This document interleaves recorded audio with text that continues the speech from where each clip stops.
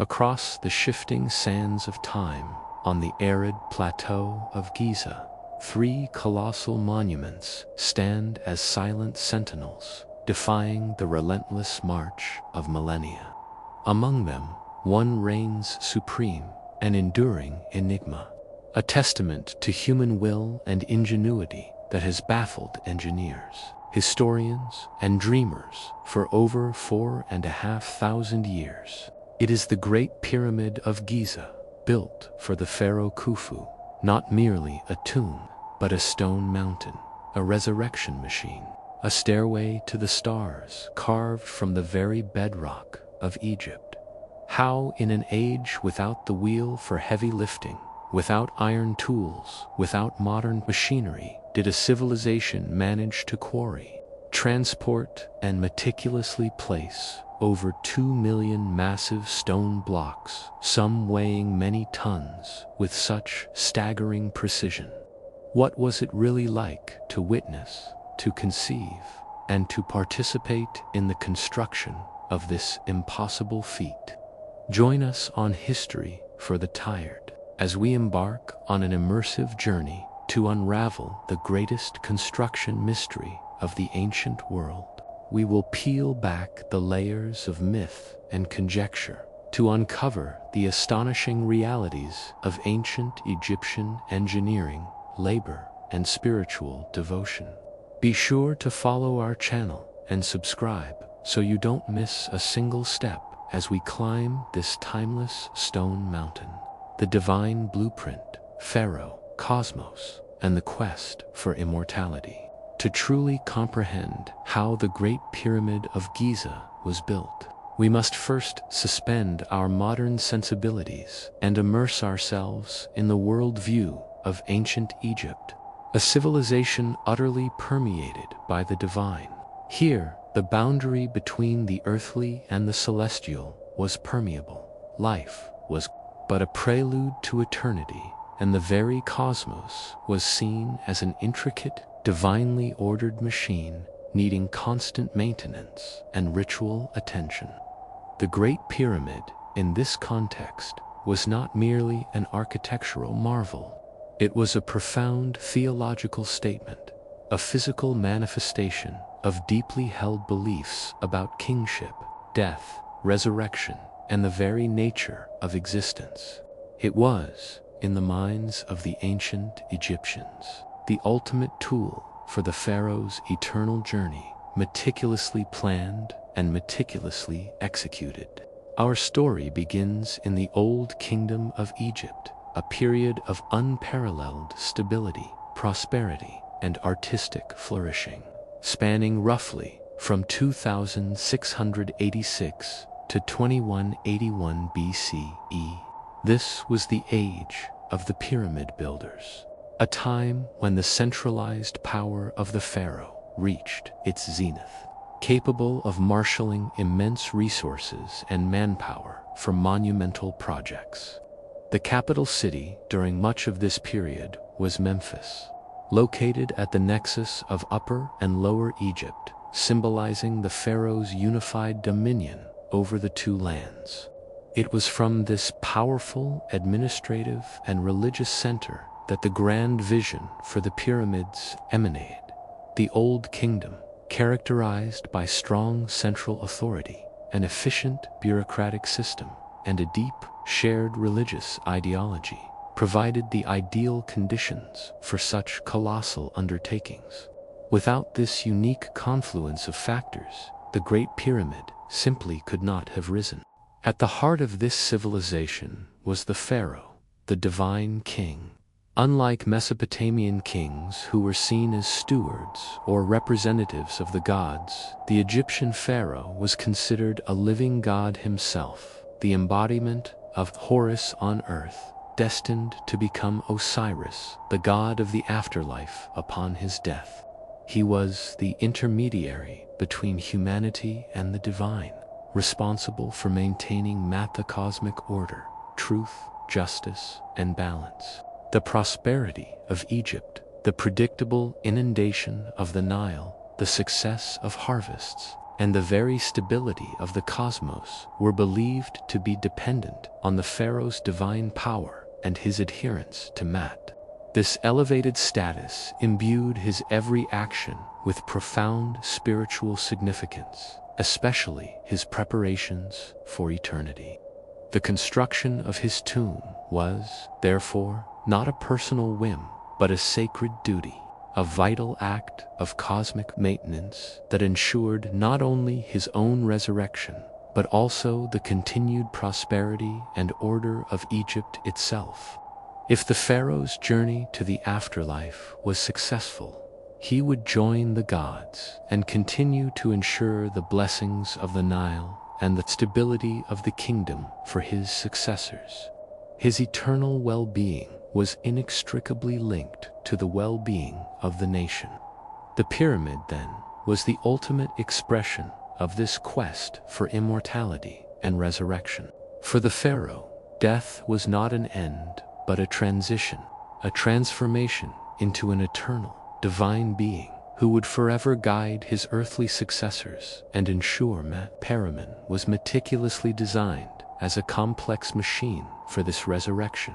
It was a grand tomb, the primary function, yes, but far more than a simple burial place.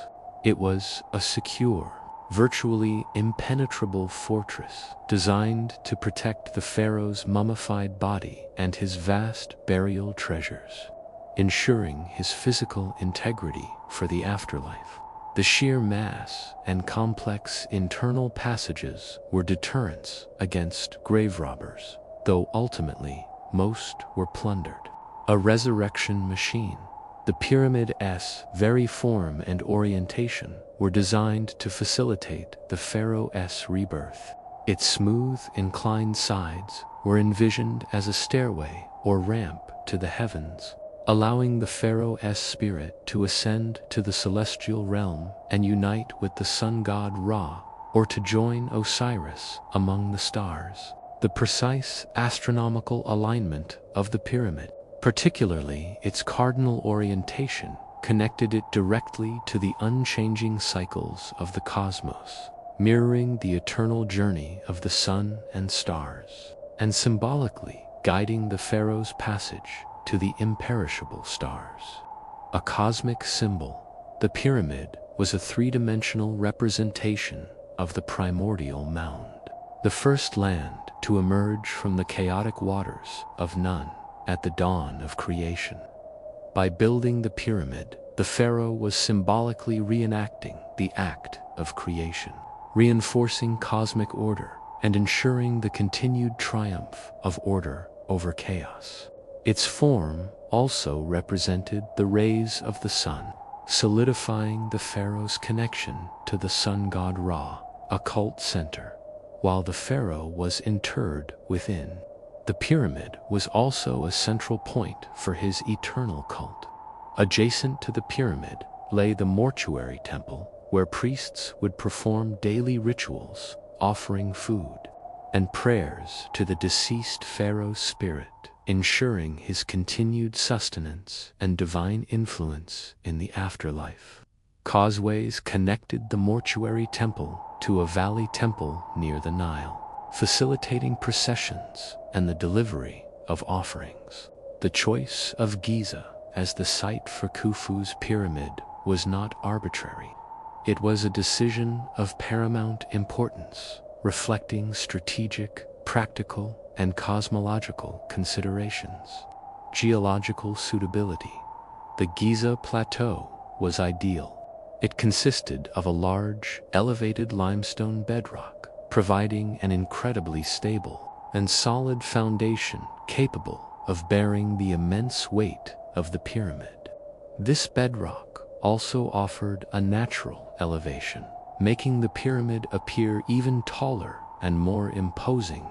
Crucially, the plateau itself was a vast quarry of high-quality, local limestone, greatly reducing transport distances for the millions of core blocks. Proximity to the Nile, while elevated, the plateau was still relatively close to the Nile River's annual floodplain. This was absolutely vital for the transport of materials from distant quarries, allowing them to be floated by boat during the inundation season. Visibility and symbolism. The plateau offered an unobstructed view from Memphis, the capital, and from the Nile Valley, making the pyramid a constant, awe-inspiring symbol of the pharaoh's power and divine connection, visible to all. Its western location was also symbolically significant, as the West was traditionally associated with the land of the dead, and the setting sun, linking the pyramid to the pharaoh's journey into the afterlife. Initial planning and design principles. The vision takes shape the conception of the Great Pyramid, the culmination of centuries of pyramid building. Evolution was a staggering intellectual and logistical feat. It reflects an extraordinary level of planning, architectural foresight, and the systematic application of empirical knowledge. The design process. Unlike modern architectural firms, the design process for the Great Pyramid was inherently collaborative, involving the pharaoh himself, his vizier, and a team of highly skilled master architects and engineers. These individuals were not merely builders, they were mathematicians, astronomers, geologists, and logisticians, possessing encyclopedic knowledge passed down through generations within scribal schools and royal workshops. The architect of the Great Pyramid is traditionally attributed to Himunu, Khufu's vizier, who was likely the chief project manager and overseer of the entire colossal undertaking. His tomb, near the Great Pyramid, contains reliefs depicting him with a stylus and a measuring rod, symbols of his profession.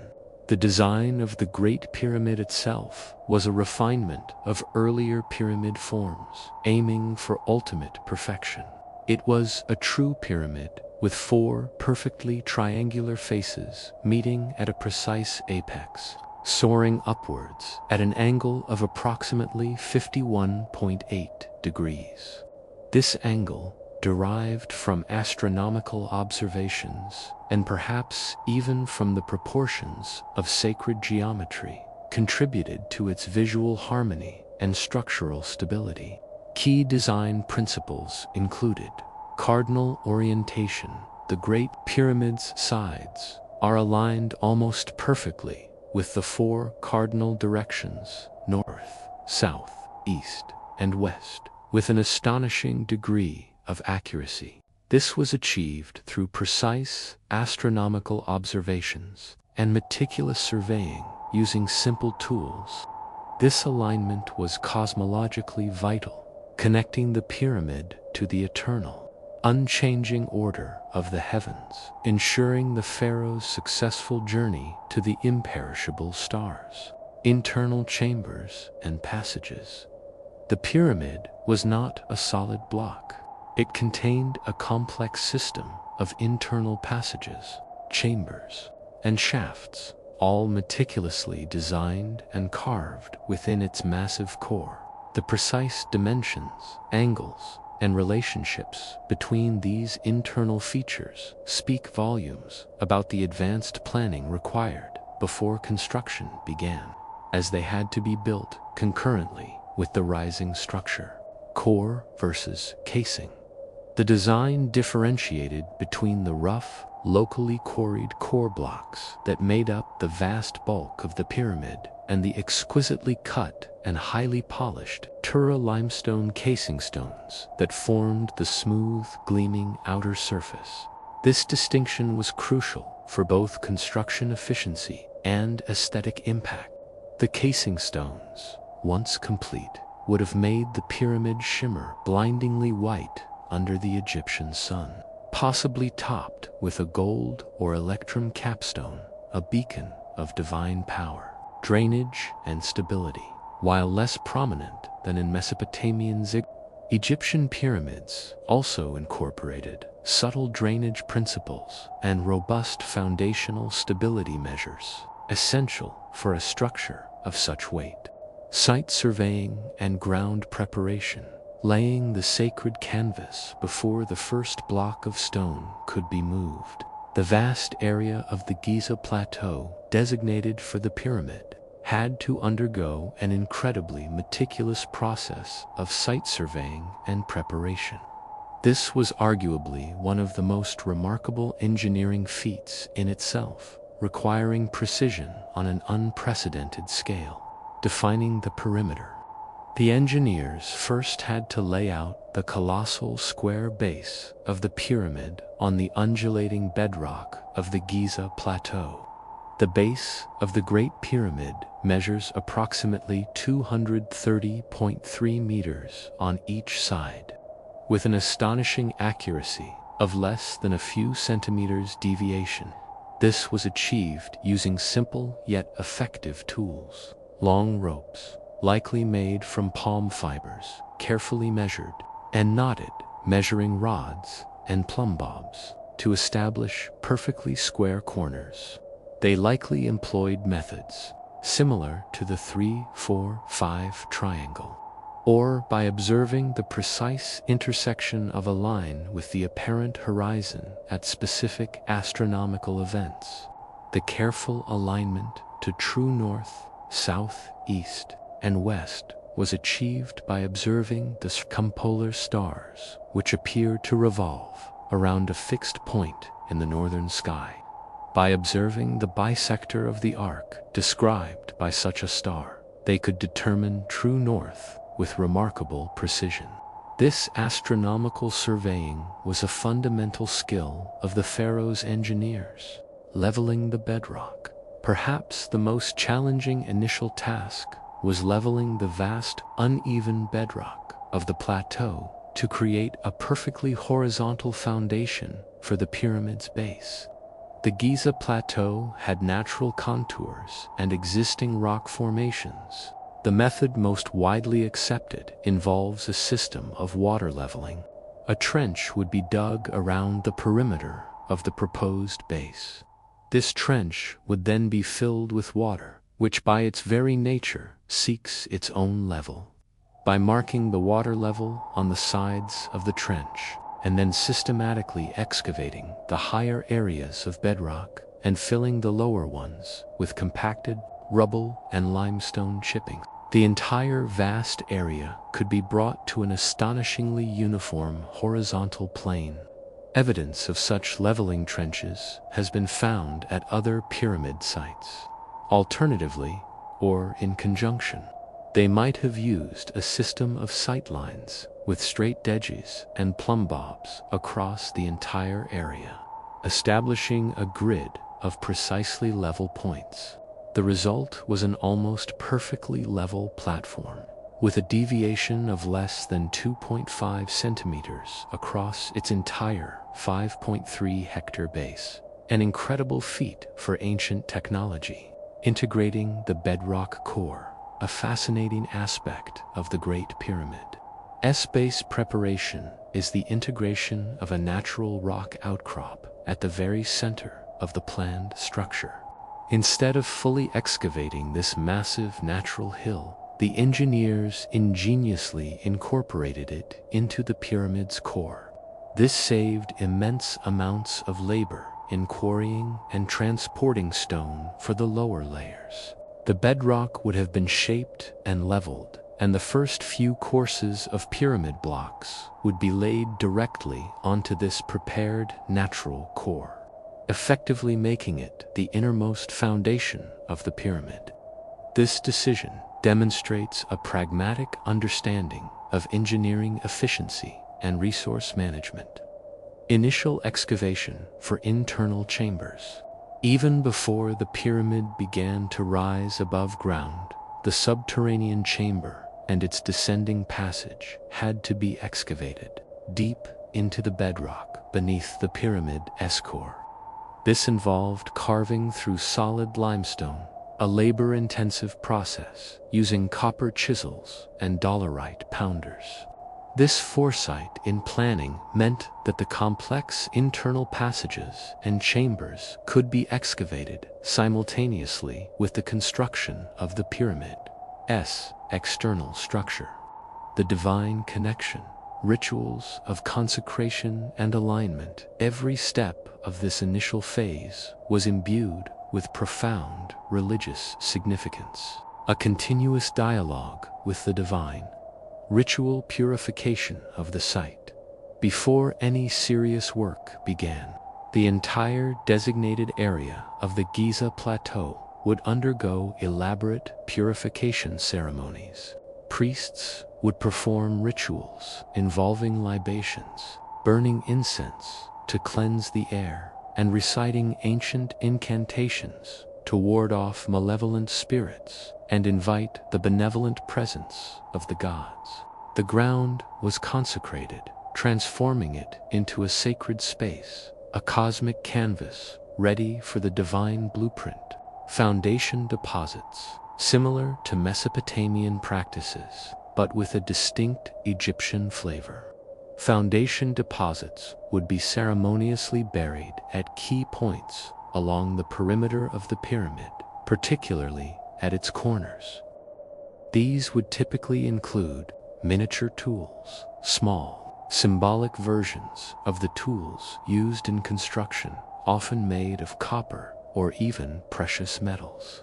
Offerings, small pots containing grain, bread, or other foodstuffs to symbolically feed the spirit of the pyramid and ensure its sustenance. Plaques with royal names, small plaques or tablets inscribed with the Pharaoh Khufu's name, titles, and the name of the pyramid, connecting the structure directly to the divine legitimacy of the king. Amulets and protective figures, small figurines or amulets representing protective deities, believed to ward off evil and ensure the pyramid's long-term safety. These deposits were not merely buried, they were placed with reverence, each a sacred act believed to invite divine protection and ensure the structural integrity and eternal function of the pharaoh's monumental tomb. The laying of these deposits would be accompanied by hymns, prayers, and blessings by the high priests, emphasizing the sacred covenant between the king, the gods, and the great work about to commence.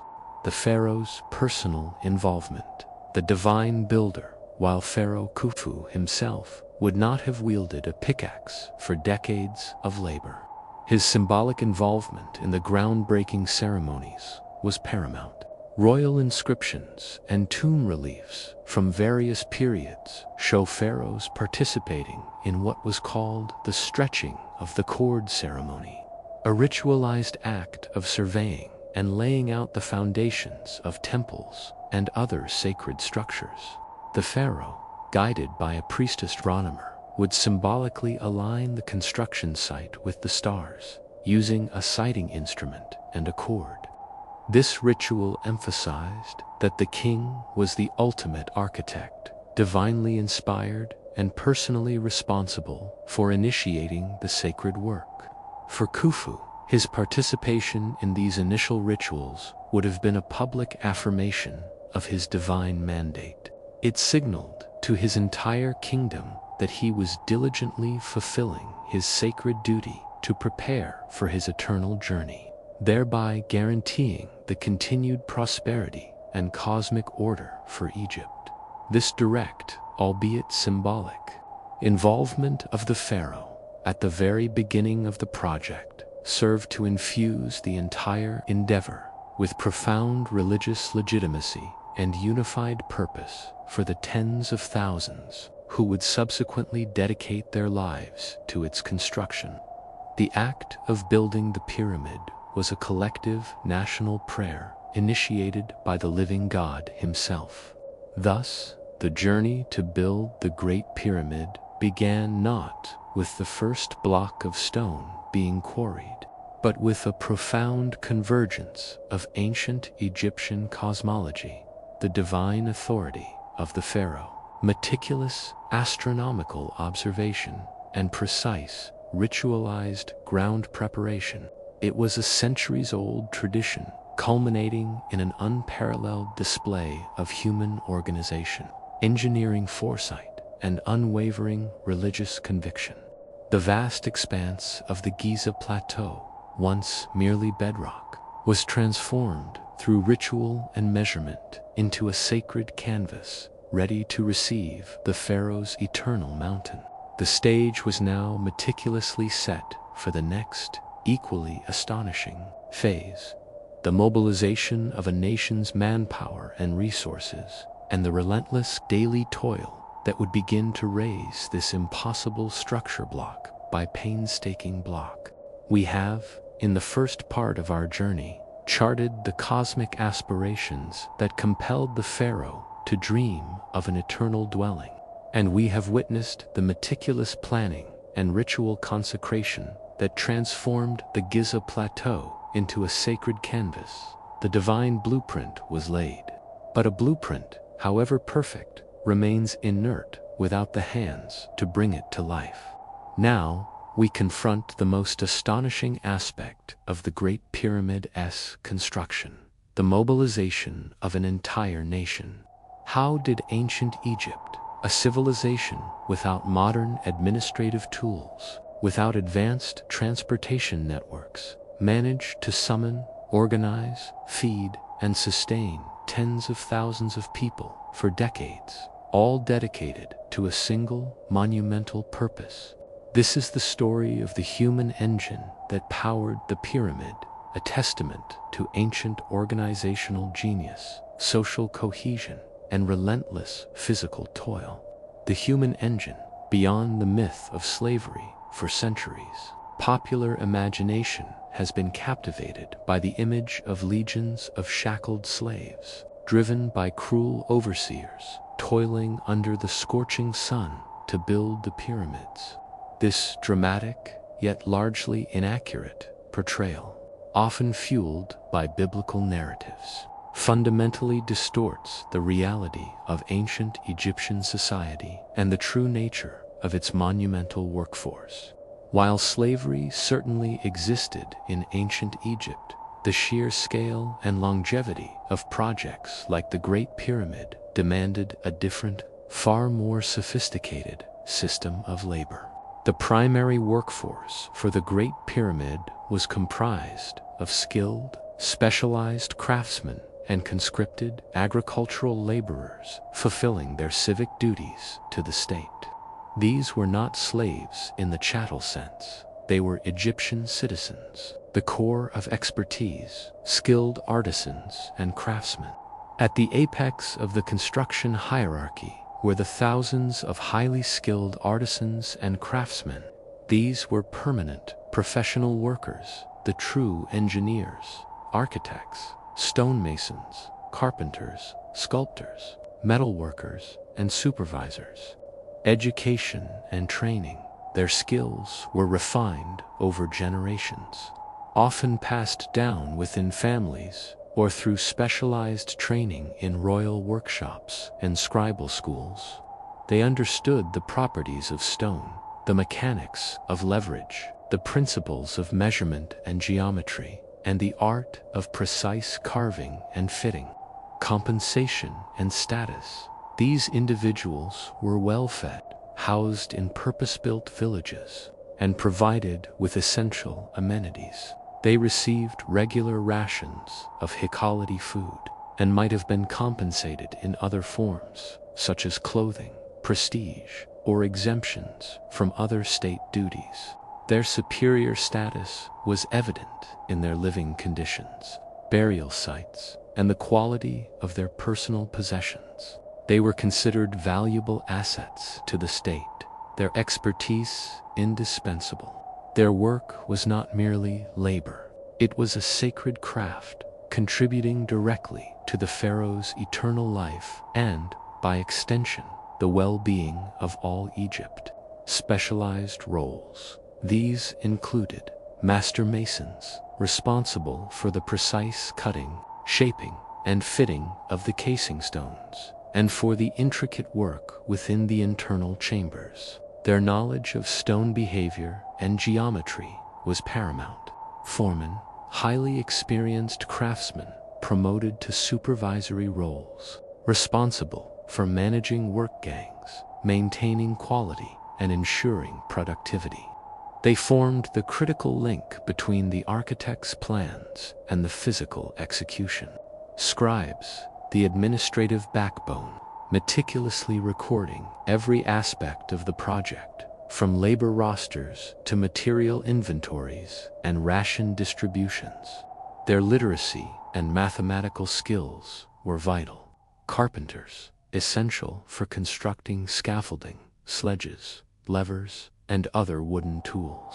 They would also build the structures for the workers' village and storage facilities.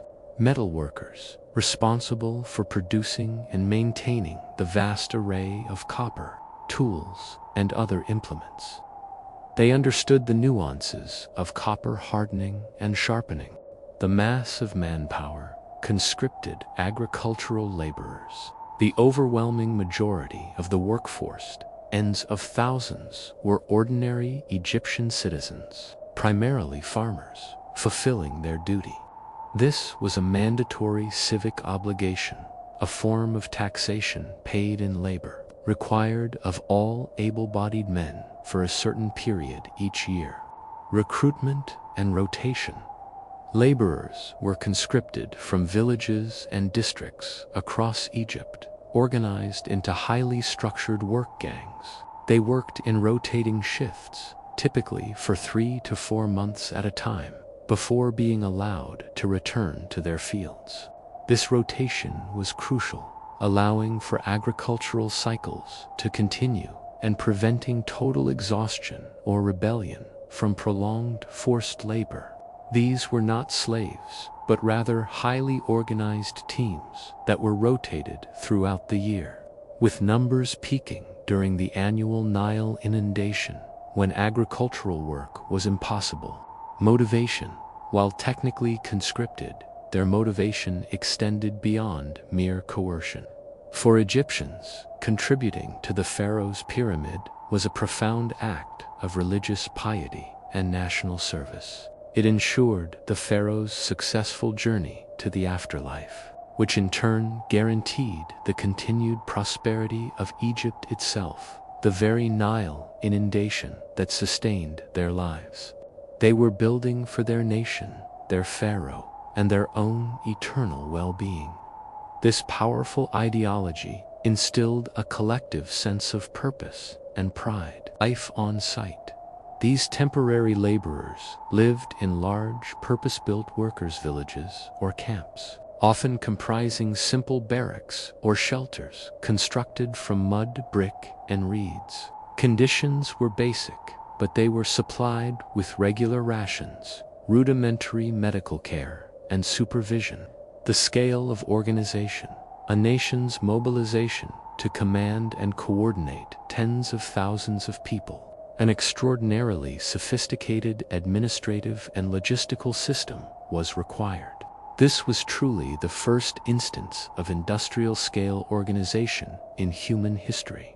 Work gangs, the building blocks of labor. The workforce was meticulously organized into a hierarchical system of work gangs, a structure that permeated every level of Egyptian society, from farming to military. Phyle, the largest unit, likely comprising around 2,000 workers, often named after Egyptian gods. A phyle was further divided. Say, each phyle was composed of 2 or more essae, each with perhaps 1,000 men. Gang. Each crew was broken down into smaller gangs or companies of 200 to 250 men. These gangs often had evocative, competitive names like the Vigorous Gang, the Enduring Gang, or Khufu is Drunk. These names fostered esprit de corps and competition, encouraging higher productivity. Teams. Within each gang, there were smaller teams of 10 to 20 men. The immediate working units, often overseen by a low-level foreman. These teams would perform specific tasks, such as moving a single block or quarrying a specific section of stone. Leadership. Each level had its designated leader or foreman, forming a clear chain of command that extended from the master architect down to the individual worker. Foremen were responsible for assigning tasks, managing work pace, resolving minor disputes, and ensuring daily quotas were met. The vizier's oversight, the grand architect of manpower, at the very top of this administrative pyramid. Reporting directly to the pharaoh was the vizier. The vizier was the chief minister, a position of immense power and responsibility, overseeing all state affairs, including major public works. For the Great Pyramid, the vizier Himyunu played this critical role. He would have been responsible for overall project management, coordinating all resources, setting schedules, and allocating funds, manpower allocation, determining how many laborers were needed at each stage, from which provinces they would be conscripted, and for how long, resource procurement, ensuring the continuous supply of stone, tools, food, and water, problem solving, addressing any logistical or technical challenges that arose during the decades-long construction. The scribes, the bureaucratic backbone, the vast organization, relied utterly on the ubiquitous presence of scribes. These literate professionals were the eyes and ears of the administration, meticulously documenting every aspect of the project. Record keeping. Scribes maintained detailed records on papyrus and astraca, labor rosters, names of workers, their assignments, and their attendance. Ration distribution lists, tracking who received what, preventing fraud, and ensuring fair allocation. Material inventories, quantities of stone blocks, copper tools, food, water, and other supplies received, consumed, and remaining. Progress reports, daily, weekly, and monthly reports on work completed, challenges encountered, and projected schedules. Communication. Scribes facilitated communication between the various levels of the administration, from royal decrees to local foremen's requests for more tools. Mathematical calculations. They performed the complex calculations for material estimation, labor forecasting, and payroll. The sheer volume of these administrative records, unearthed by archaeologists, provides an invaluable window into the staggering complexity of ancient Egyptian project management. They illustrate a highly rational and efficient bureaucracy, far removed from the image of disorganized, forced labor. Sustaining the multitude, feeding and hydrating a pyramid city, feeding and hydrating a workforce of tens of thousands, along with their families and support personnel for decades, was a logistical challenge, perhaps as monumental as building the pyramid itself. This required a sophisticated, centralized system of food production, storage, and distribution. The ration system, daily sustenance. Workers received daily rations, carefully measured and distributed. Bread and beer, the staples of the Egyptian diet. Bread, made from barley or emmer wheat, was the primary source of calories. Workers likely received several loaves per day, prepared in communal bakeries. Beer, not merely a luxury, but a vital source of hydration, calories, and essential nutrients. The fermentation process also made it safer to drink than untreated water. Workers likely received several liters of weak beer daily, fish and meat. The Giza workers' village excavations have revealed astonishing evidence of large-scale animal slaughter. Workers received regular allotments of beef, mutton, and goat, along with fish. This provided crucial protein for their demanding physical labor, indicating they were not an underfed slave population. Vegetables and fruits, onions, garlic, lentils, beans, and dates were likely common supplements, providing vitamins and fiber. Water. Fresh water was vital, especially under the scorching sun. It would have been transported from the Nile or from groundwater wells via a network of water carriers and channels. Food production and supply chain. Agricultural estates. The immense quantities of food required were produced by vast royal and temple agricultural estates spread across Egypt. These estates were specifically tasked with providing sustenance for state projects.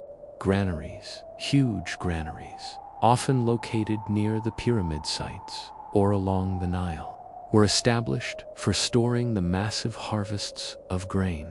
Scribes meticulously recorded incoming and outgoing grain. Specialized facilities. The Giza Plateau itself was surrounded by specialized facilities. Bakeries, large communal bakeries, operated around the clock, producing thousands of loaves of bread daily. Breweries. Similarly, breweries continuously produced vast quantities of beer.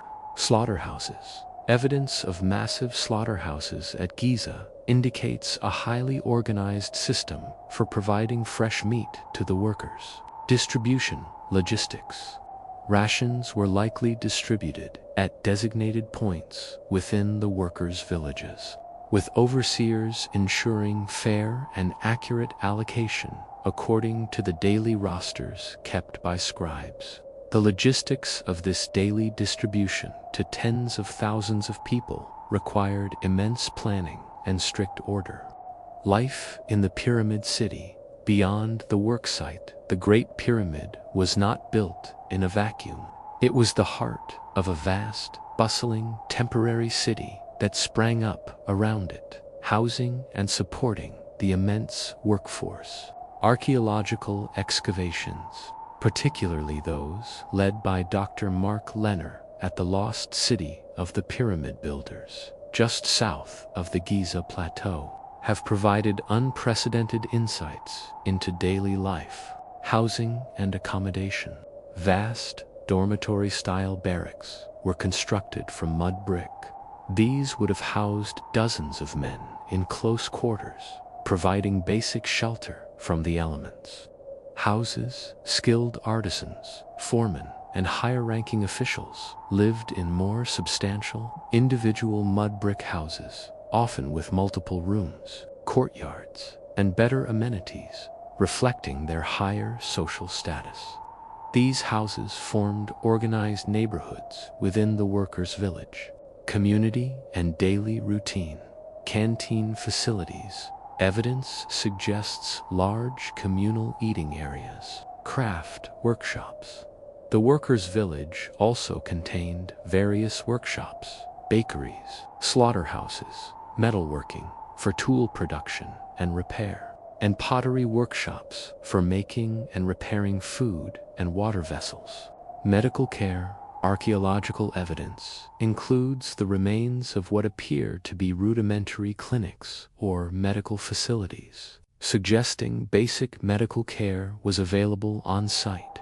Skeletal remains of workers often show evidence of healed fractures, indicating that injured laborers were cared for and could recover. Leisure and recreation. While work was paramount, some limited leisure activities would have existed. Workers would have gambled, told stories, perhaps sung songs, or engaged in simple games. Community and camaraderie would have been essential for morale. Family life. While the main workforce consisted of men, the permanent skilled craftsmen, sanitation and health challenges. Despite the remarkable organization, maintaining hygiene and health for such a large population in a hot, arid environment was a perpetual challenge. Waste management. Efficient disposal of human waste, animal waste, and food refuse was critical to prevent disease outbreaks. While systems were likely in place, they would have been basic by modern standards. Water quality. Even with efforts to transport clean water, contamination was a constant risk. leading to common waterborne diseases. Injuries. Construction sites are inherently dangerous. Falls, crushing injuries from falling blocks, cuts from tools, and strains from heavy lifting would have been common. Skeletal remains from the Giza workers' cemetery show high rates of bone fractures, many of which show evidence of healing, suggesting that injured workers received care. However, severe injuries or infections would have often been fatal. Respiratory illnesses. The constant dust from quarrying, stone dressing, and general construction would have led to pervasive respiratory issues. Discipline and motivation. The sacred drive maintaining discipline and maximizing productivity among such a vast and diverse workforce for decades required a combination of strict oversight and powerful internalized motivation. Foremen and overseers. These individuals were the immediate agents of control, responsible for setting the pace, enforcing rules, and addressing slacking or insubordination. They carried sticks or whips as symbols of authority and for immediate physical coercion.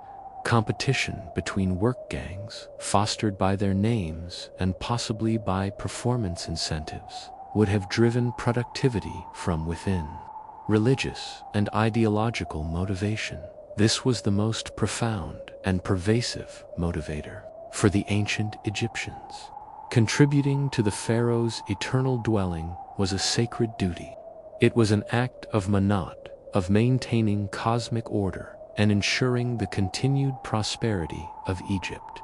Priests would have been present on site, conducting rituals, offering prayers, and constantly reinforcing the divine purpose of the work. Every block laid was a step towards the pharaoh's immortality and, by extension, Egypt's eternal well-being. This powerful collective belief imbued even the most mundane labor with profound meaning. Participation in such a grand national project also instilled a deep sense of national pride and identity. The pyramid was their pyramid, a symbol of their collective power and devotion, ritual and ceremony. Beyond the initial groundbreaking, daily and weekly rituals would have punctuated the work. Offerings might be made at small shrines erected on the site. Auspicious days for beginning new sections or placing particularly important blocks would be observed. These rituals constantly reinforced the sacred nature of the work. Conclusion: the human legacy. The Great Pyramid of Giza stands not only as a monument to ancient Egyptian engineering and architectural genius, but also, profoundly, as a monument to its people. It represents the ultimate achievement of human organization, the successful coordination of tens of thousands of lives, a testament to the power of a centralized state, a sophisticated bureaucracy, and a deeply shared religious belief system. The image of the Great Pyramid rising from the Giza Plateau is incomplete without visualizing the vast, bustling human anthill around it. The quarrymen chipping away at the bedrock, the carriers ferrying baskets of sand, the stonemasons shaping the casing blocks, the scribes tallying every ration, and the thousands of hands pulling ropes, all united by a common purpose: to build for eternity. The next part of our journey will descend into the very earth and explore the source of these millions of stones, tracing their arduous path from the quarries to the construction site, and understanding the crucial role the life-giving Nile played in this colossal transportation network.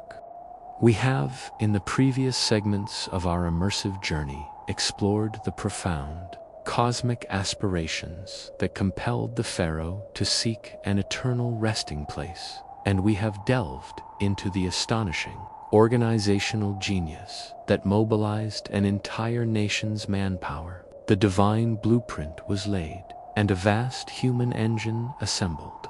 Yet, a pyramid However grand its vision and numerous its builders, remains a phantom without its fundamental substance: stone. Millions of tons of it.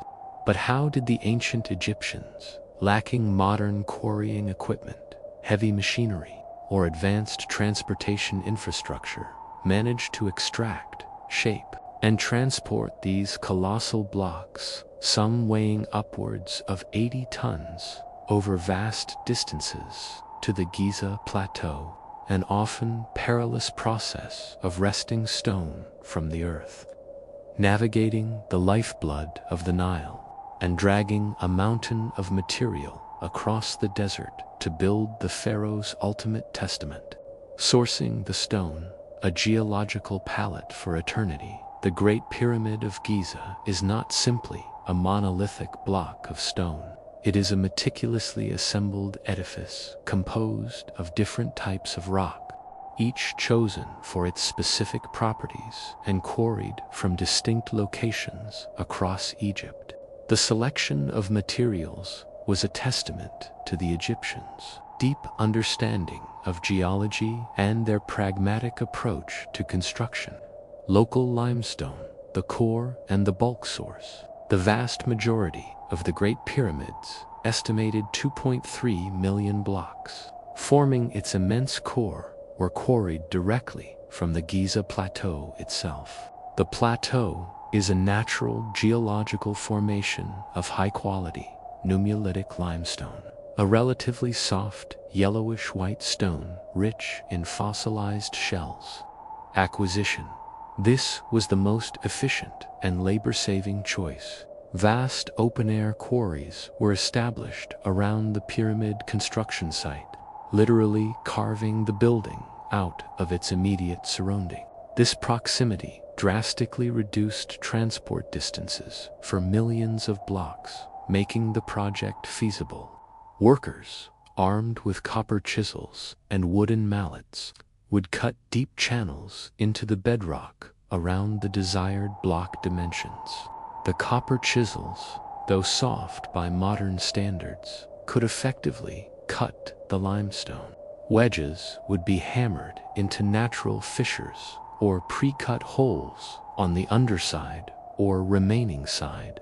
Water would then be poured onto the wooden wedges, causing them to swell and exert immense pressure, eventually splitting the block cleanly from the bedrock. Alternatively, massive levers might have been used to pry blocks free. The sound of thousands of chisels ringing against stone, the rhythmic thud of mallets, and the shouts of overseers would have echoed across the plateau for decades. Tura limestone, the gleaming casing source, the exquisite, fine-grained, pure white Tura limestone used for the pyramid's outer casing stones, was quarried from the Tura and Masara quarries on the eastern bank of the Nile, approximately 10 to 15 kilometers south of Giza. Acquisition. Tura limestone was prized for its uniform color, smooth texture, and ability to take a high polish. It was essential for the aesthetic and protective outer layer. Quarrying technique. Similar channeling and wedging techniques were used. However, the Tura limestone was generally harder and required even more meticulous work to extract blocks of the precise dimensions and quality needed for the casing. These blocks were cut with astonishing precision to fit together almost seamlessly, often without mortar, or with only a very thin layer of fine gypsum mortar. Their outer faces were then painstakingly polished to a mirror-like finish. Aswan granite, the unyielding interior source, the hard, dense, and visually striking pink Aswan granite was reserved for the most critical internal elements: the king's chamber, the relieving chambers above it, the portcullis stones guarding the chamber, and the massive sarcophagus. This stone was quarried from the famous Aswan quarries, located over 800 kilometers south of Giza, deep in Upper Egypt. Acquisition. granite was chosen for its incredible durability, strength, and resistance to compression, making it ideal for the critical structural elements of the burial chamber. Its symbolic significance, perhaps linked to the primordial stone or the sun god, also likely played a role. Quarrying technique. Quarrying granite was by far the most challenging and labor-intensive task. Copper tools were largely ineffective against such hard rock. The primary method involved using dolerite pounders. Workers would repeatedly strike the granite surface with these pounders, gradually pulverizing the rock along a predetermined line or around the desired block. This created a trough or channel. Once the channels were sufficiently deep, wooden wedges would be inserted and soaked with water to split the block. The process was agonizingly slow, requiring immense physical endurance and countless hours of repetitive pounding. The sound in the Aswan quarries would have been a continuous, dull thud, day in and day out, shaping and finishing. Once extracted, the granite blocks were further shaped and dressed using more dolerite pounders and potentially abrasive sands. The interior of the king's chamber, for example, shows incredible precision in its granite blocks, indicating highly skilled masons working with extreme care. Other stones, basalt and alabaster basalt, used for the paving stones of the mortuary temple and the valley temple adjacent to the pyramid, likely quarried from the Fayum region or other volcanic outcrops. Basalt is extremely hard and durable, ideal for heavy traffic areas. Alabaster, a softer, translucent form of gypsum, sometimes used for flooring or decorative elements within the temples. Transporting the stone, the Nile, as Egypt's lifeline, once quarried. The colossal stone blocks faced an equally daunting journey from their extraction sites to the Giza Plateau for distant quarries, especially Tura and Aswan. The Nile River was absolutely indispensable. It was Egypt's superhighway, the only viable means of transporting millions of tons of material over long distances. Moving from quarry face to riverbank, Aswan, after quarrying, the massive granite blocks, sometimes weighing 50 to 80 tons or more, had to be moved from the quarry face down to the riverbank. This was achieved by loading them onto massive wooden sledges. These sledges, often made from robust timber, were pulled by teams of hundreds or even thousands of men using ropes and possibly lubricated tracks to reduce friction. This was a slow, arduous process requiring incredible coordination and physical force. The Tura quarries were closer to the Nile. Blocks would be transported from the quarry face to loading docks via similar methods. Sledges pulled by gangs of workers over short, prepared haulage roads. The Nile River, the backbone of logistics, barges, the vast majority of the Tura limestone, and all the Aswan granite traveled by river. Specially constructed massive wooden barges were built to transport these heavy loads. These barges were flat-bottomed, designed for shallow draft, and would have been immensely strong, capable of carrying multiple large blocks at once. Sails and oars. While sails could harness the prevailing north wind for upstream travel, downstream travel relied on the river current for maneuvering, and in calm conditions, oars would have been used, powered by teams of rowers. Rope hauling for the arduous journey of the granite barges upstream from Aswan against the current. The barges would often be towed by teams of men walking along the riverbanks, pulling the barges with ropes. This was incredibly strenuous work, often requiring thousands of men for a single large barge. The inundation season. the timing of the river transport was critical. The annual Nile inundation, from roughly July to October, was the optimal time. The rising waters would expand the navigable area, allowing barges to reach newly constructed harbors and basins closer to the Giza Plateau than during the low water season. This significantly reduced the overland distance for the final leg of the journey. Khufu's harbor and causeway.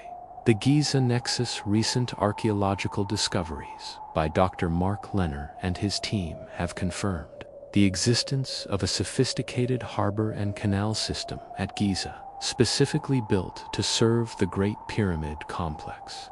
This dispels older theories that blocks were simply dumped on the riverbank, basins, and canals. During the inundation, a system of canals and basins connected to the main Nile Channel would extend inland, allowing barges to dock very close to the Giza Plateau. This intricate water management infrastructure was a monumental engineering feat in itself. The Royal Causeway. From this harbor area, a massive, inclined causeway extended directly up to the pyramid's mortuary temple. This causeway, a significant construction of compacted earth and stone, served as the primary thoroughfare for transporting the tura, limestone casing blocks, and granite elements from the harbor up to the construction site. It would have been a wide, well-maintained road, likely lubricated with water or silt to ease the passage of sledges. The causeway itself was sometimes adorned with reliefs and served a ritual function, connecting the valley temple with the mortuary temple. Overland transport, the final Herculean push. Once the blocks reached the Giza harbor, they faced the final, physically demanding leg of their journey. Moving from the docks up onto the plateau and to the ever-rising pyramid face, sledges, the workhorse of overland transport. The primary means of overland transport was the wooden sledge. These were robust, flat platforms, often made of durable timber, designed to slide across surfaces. Unlike wheeled vehicles, sledges distributed the weight more evenly and were less prone to sinking in sand or mud. Pulling teams. Blocks were loaded onto these sledges and then pulled by teams of hundreds or even thousands of laborers, using ropes made of papyrus or palm fiber. Reliefs from later periods famously depict men pulling a colossal statue on a sledge, with a worker pouring water or oil onto the ground in front of it. This lubrication would dramatically reduce friction, making it significantly easier to pull the heavy sledges across prepared tracks. Organized haulage.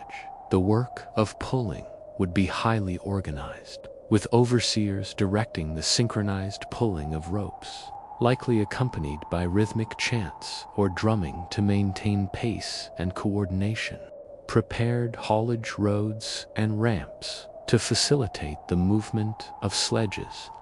Well-maintained haulage roads were constructed from the harbor up to the base of the pyramid. These roads would be compacted earth, possibly reinforced with timber or stone chippings, and kept moist to reduce friction. As the pyramid rose, an extensive system of external ramps was constructed, leading up the sides of the pyramid. These ramps were the final means of vertical transport, while the exact design of the ramps for the Great Pyramid remains one of the most debated topics. Their fundamental purpose was to create a continuous incline up which blocks could be pulled on sledges. The ramps themselves were colossal constructions built from compacted rubble, mud brick, and timber.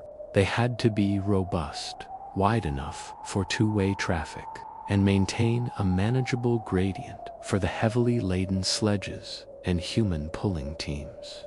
Their construction and continuous extension consumed significant resources and labor, throughout the decades of building, moving massive blocks. The granite challenge. The largest blocks, particularly the granite components for the king's chamber, some weighing 25 to 80 tons, with the largest known granite block within the pyramid, a lintel over the king's chamber entrance, estimated at 80 tons, presented unique challenges. Specialized teams.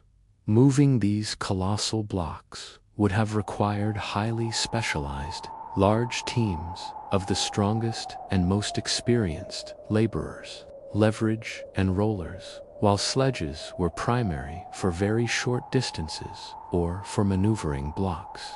Simple levers and potentially rollers might have been used. However, rollers are less efficient than sledges on soft or uneven terrain and are problematic for ascending inclines without elaborate control mechanisms.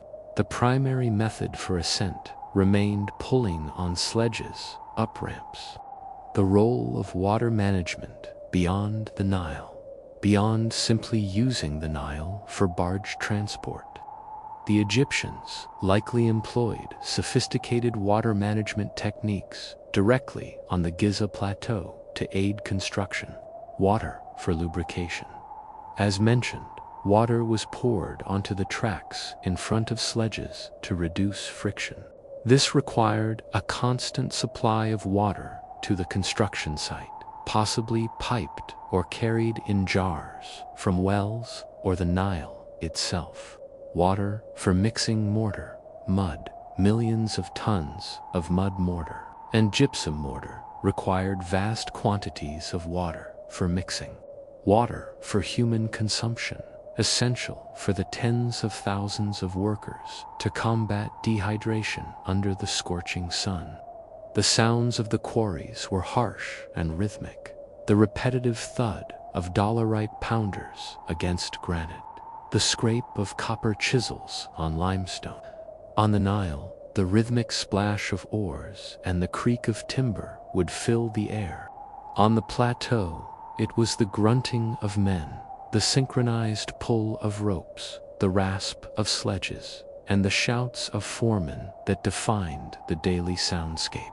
This was a truly monumental undertaking in logistics and physical effort, a testament to Egypt's ability to harness its resources, geological, environmental, and human, to achieve the impossible.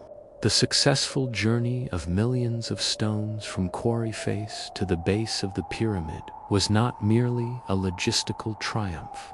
It was a continuous act of devotion, each block a tangible offering to the Pharaoh's eternal journey. Having brought the stone to the very doorstep of the pyramid, the next, and perhaps most captivating, challenge awaited. How were these countless blocks then lifted and meticulously placed, course upon painstaking course, to raise the very mountain of the Pharaoh? This will be the focus of our next exploration.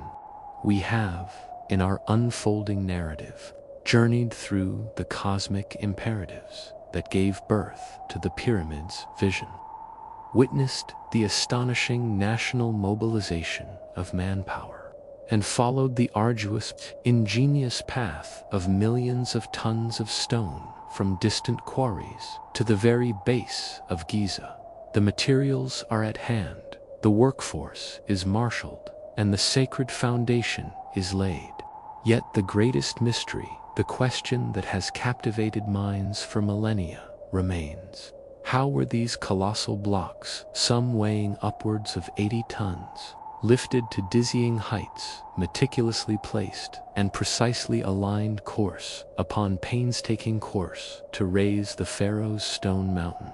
This is the heart of the enigma, the moment where human ingenuity met an almost impossible challenge. This part of our journey delves into the most debated and fascinating aspect of pyramid construction, the methods of lifting, placing, and orchestrating the pyramid's relentless ascent. The central enigma, lifting the blocks, the sheer scale of the Great Pyramid, reaching a height of 146.6 meters originally, with a base area of over 5 hectares, means that merely moving blocks across flat ground was only half the challenge. The real Herculean task was moving them upwards, with no evidence of complex pulley systems, wheeled vehicles for heavy lifting, or advanced cranes. Ancient Egyptian engineers had to rely on simple machines and immense human and animal power. The most widely accepted and continuously debated solutions revolve around some form of ramp system. Let us explore the leading theories on how the Egyptians achieved this unparalleled feat of vertical construction. The straight ramp theory concept. This is perhaps the most intuitive and historically depicted method for raising monumental loads. It proposes a single, massive ramp built straight out from one face of the pyramid, extending across the Giza Plateau for a considerable distance. As the pyramid grew higher, the ramp would be continuously extended in length and height, becoming a colossal earthwork in itself. How it worked: stone blocks, loaded onto sledges, would be dragged directly up this ramp by teams of laborers. The longer the ramp, the gentler the slope, making the ascent less arduous. Pros: simplicity, relies on known ancient technology. Efficiency for straight-line hauling, direct path to the working face. Historical precedent: ramps are depicted in ancient Egyptian reliefs for various construction projects, though none show a pyramid of this scale. Cons: length requirements. To maintain a manageable slope, a ramp reaching to the original height of the Great Pyramid would need to be well over 1 kilometer long. This would require an immense volume of material and a vast amount of space on the Giza Plateau. Logistical nightmare. Building and constantly extending such a massive ramp would be a huge undertaking in itself. It would also obstruct 3 sides of the pyramid, leaving only one face accessible for construction, drastically slowing down the project. Top challenges: transporting the last few blocks to the very apex of the pyramid becomes highly problematic. The spiral ramp theory concept. This theory proposes that a single ramp spiraled around the 4 sides of the pyramid, gradually ascending as the pyramid grew. The ramp would either hug the pyramid's face or be built out from it. How it worked: blocks would be dragged up the spiraling ramp. At each corner, a flat turning platform would allow the sledges to pivot and continue their ascent on the next side. Pros: reduced length. A spiral ramp is significantly shorter than a straight frontal ramp for the same height, as it uses the perimeter of the pyramid. Access to all sides allows for simultaneous work on all 4 faces of the pyramid, potentially speeding up construction. Less material requires less material than a single massive straight ramp. Cons: corner turning. Maneuvering massive, heavy sledges around tight corners on an incline would be incredibly difficult and dangerous. The sledges would have a tendency to slide off. Slope and width maintenance. Maintaining a consistent slope and sufficient width for 2-way traffic around the spiral would be challenging, obscuring the work. As the pyramid rose, the ramp would increasingly obscure the lower courses, making it difficult for the architects to check alignment and precision from the ground. The combination Z-ramp theory concept, a more nuanced approach, suggesting a combination of different ramp types. For instance, a short, straight main ramp for the lower levels, transitioning to a spiral or Z-shaped series of ramps for the higher levels. The Z-ramp theory involves short, straight ramps built up one side then turning platforms leading to another straight ramp up the next side, and so on. Pros: combines the advantages of different ramp types, offering more flexibility and potentially overcoming some of the limitations of single ramp systems. Cons: increases complexity in design and execution, requiring constant redesign and dismantling of sections. The internal ramp theory concept. This revolutionary theory, proposed by French architect Jean-Pierre Houdin, suggests that the vast majority of the pyramid was built using an internal spiraling ramp within the pyramid's own structure. How it worked: after building the lower levels using a traditional external ramp, workers would then use a gently sloping ramp built inside the pyramid's core, spiraling upwards. Blocks would be hauled up this internal passage. At the corners, there would be open notches, allowing the sledges to turn 90 degrees before entering the next segment of the internal ramp. Pros: solves space issues. No external ramp of impossible length. Concealed work. The ramp would be built within the pyramid as it rose, solving the problem of obscuring the work and allowing for the external casing to be applied from the top down. Protection from elements. Workers on the internal ramp would be sheltered from the scorching sun. Archaeological evidence. Modern scanning techniques have detected anomalous density variations within the pyramid that could be consistent with an internal void. Though this is not conclusive proof of a ramp. Cons: turning corners still presents challenges for maneuvering heavy blocks, though the notches would make it easier than tight external turns. Ventilation. Working within a closed, spiraling tunnel would pose significant challenges for ventilation and light. Lack of direct evidence. While intriguing, there's no direct physical evidence to definitively prove its existence. Current consensus. No single theory is universally accepted, and it's highly probable that the Egyptians used a combination of methods, adapting their techniques as the pyramid grew higher and as new challenges arose. A main frontal ramp for the lower levels, perhaps transitioning to a smaller, steeper ramp for the upper sections, or even external ramps for the core and an internal system for the casing. The genius lay in their adaptability. The lifting mechanisms, simple machines, incredible power.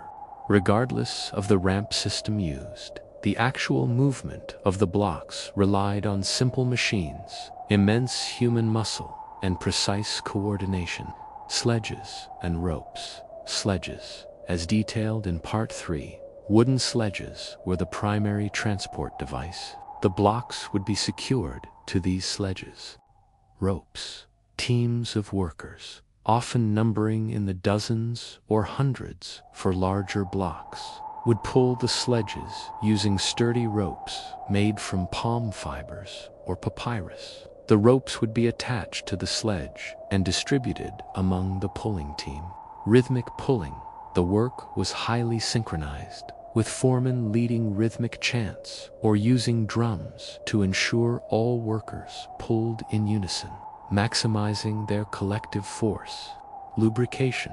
Pouring water or wet clay onto the ramp surface in front of the sledge significantly reduced friction, making the pulling motion easier. This technique is well attested in Egyptian tomb reliefs for moving heavy statues. Levers. Once a block reached its approximate position on a course, levers would have been crucial for fine-tuning its placement. Workers would use levers to incrementally shift and nudge the block into its precise position, often with immense effort. Levers could also be used to lift one edge of a block, to insert wedges, or to adjust its height slightly. Rollers. While often depicted in popular culture, Wooden rollers were likely used only for very short horizontal movements on flat, prepared surfaces, or for maneuvering blocks off the sledges. They are inefficient for long distances, especially uphill, as they require constant repositioning and control to prevent the block from rolling off or becoming unstable. Sledges were generally preferred for heavy hauling over variable terrain. Placing the blocks. Precision in the precision with which the blocks were laid, particularly the casing stones, is astonishing, a testament to the skill of the ancient masons. Leveling the courses. Each course of blocks had to be laid perfectly level. This was achieved using basic but effective leveling tools. When the plumb bob aligned with a central mark on the crossbar, the base of the A was perfectly level. Straight edges and water channels. Long, straight wooden or stone rulers, sometimes combined with small channels filled with water to ensure absolute horizontality over larger areas. Mud mortar. For the internal core blocks, a simple mud or gypsum mortar was used. This was primarily for lubrication during placement and to fill irregularities, not for strong adhesion. The stability of the core came from the sheer mass and interlocked nature of the irregularly shaped blocks, fitting the casing stones. The external casing stones of Tura limestone were cut with incredible precision, often to within a millimeter tolerance. They were then laid with a very thin layer of fine gypsum mortar, so thin that a razor blade cannot be inserted between many joints, even today. This precision was achieved through a combination of highly skilled craftsmanship and meticulous measurement. Masons would likely use fine measuring lines, perhaps with colored pigments, to guide their cutting. The surfaces would be carefully dressed and polished before final placement. The outer face of the casing stones was polished to a dazzling sheen after being placed on the pyramid, working downwards from the top. Working from top down, a key insight into the casing stone application is the understanding that they were likely dressed and polished from the top downwards. As the top courses were finished, the external ramps would be dismantled, and the workers would slide down the polished surface, working on each lower course in turn. This ensured a perfect, continuous, polished surface. This implies that the internal ramp theory, or a modified external ramp that allowed for clearing, is more plausible than a single straight ramp that would have to be dismantled from the bottom up. The ascent of the pyramid. Course by course, the construction was a continuous process of accretion, adding course upon course. Core first, then casing. The general method involved building a section of the rough core first, using local limestone blocks laid in rough courses. Then, the more precisely cut Tura limestone casing stones would be laid on the outer perimeter of that course. These casing stones often had an outward-facing sloped edge and a flat inner edge, interlocking with the core. Internal chambers and passages, construction within the rising mass. While the external pyramid was rising, the complex internal chambers and their intricate passages were being built concurrently within the pyramid's core. This required extraordinary foresight and precise planning. The builders had to know exactly where these voids would be and how to construct the surrounding masonry without collapsing the passages or chambers. Corbelling. The grand gallery and the relieving chambers above the king's chamber utilize a technique called corbelling, where each course of blocks slightly overhangs the one below it, progressively narrowing the space until the top is closed. This distributed the immense weight of the masonry above, creating strong, self-supporting roofs for these critical internal spaces. Granite placement. The massive granite blocks for the king's chamber and its relieving chambers were brought to their exact position as the pyramid reached that specific height. The exact method for placing the massive granite roof beams of the king's chamber is debated. They may have been levered into place on a temporary support structure, or possibly slid into position from an internal construction void, maintaining alignment and angle. As the pyramid rose, maintaining the precise 51.8-degree angle of the faces was paramount. This was achieved by cornerstones. The cornerstones of each course were cut to a precise angle, guiding the subsequent blocks. Reference marks. Highly skilled masons and overseers would constantly check the angle using simple A-frame or plumbline goniometers, ensuring that the faces maintained their consistent slope towards the theoretical apex, central axis. The pyramid was built around an imaginary central axis extending from the center of the base to the apex. Constant checks against this central point would ensure the entire structure remained true and did not twist or lean. Working conditions on the rising pyramid. As the pyramid ascended, the working conditions changed dramatically. Height and exposure. Workers on the higher levels were exposed to extreme heights, strong winds, and the relentless sun with little shade. The risk of falls increased significantly. Dust and heat. The constant activity of cutting, shaping, and placing stones generated immense amounts of limestone dust, which would have permeated the air, causing respiratory problems. The heat on the stone surfaces would have been oppressive. Noise.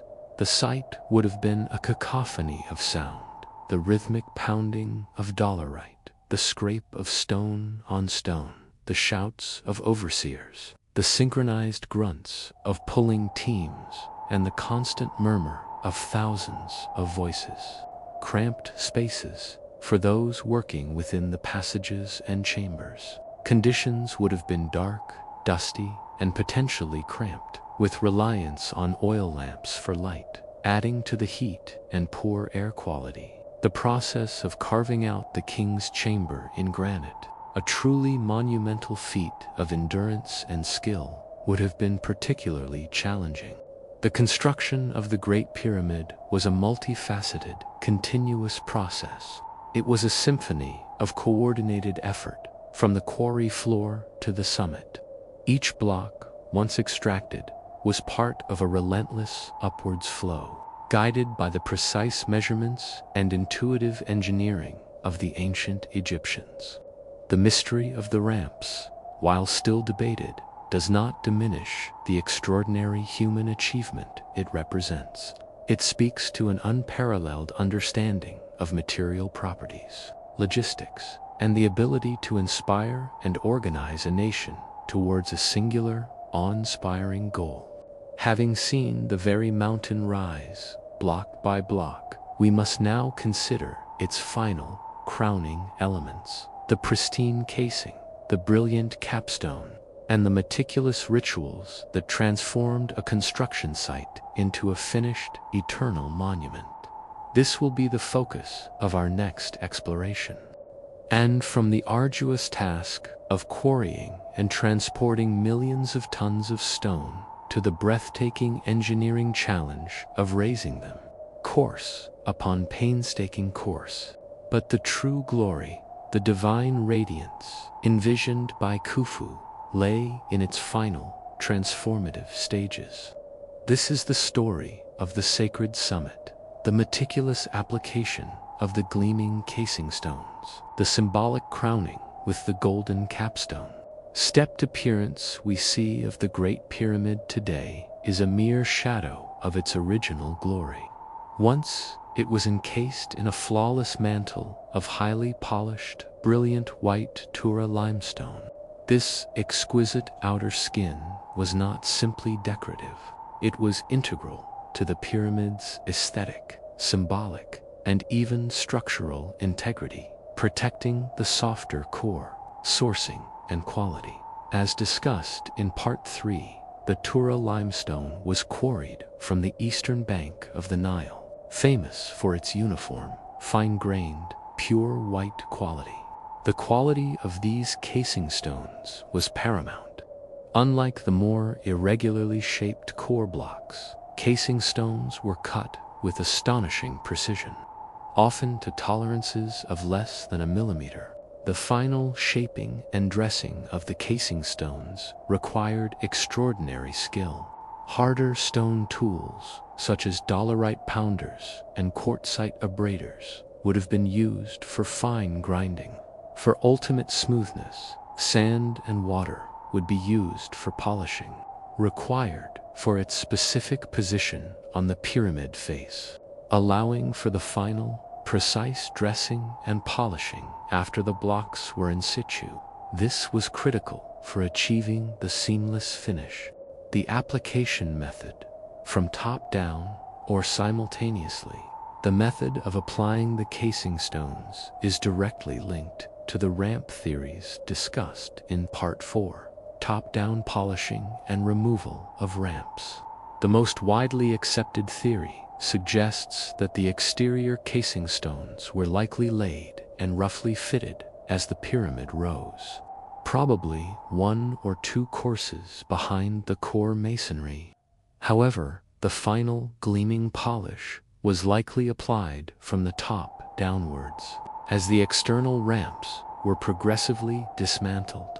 As a section of ramp was removed from the upper levels, the masons would then smooth, dress, and polish the exposed casing stones of the course below.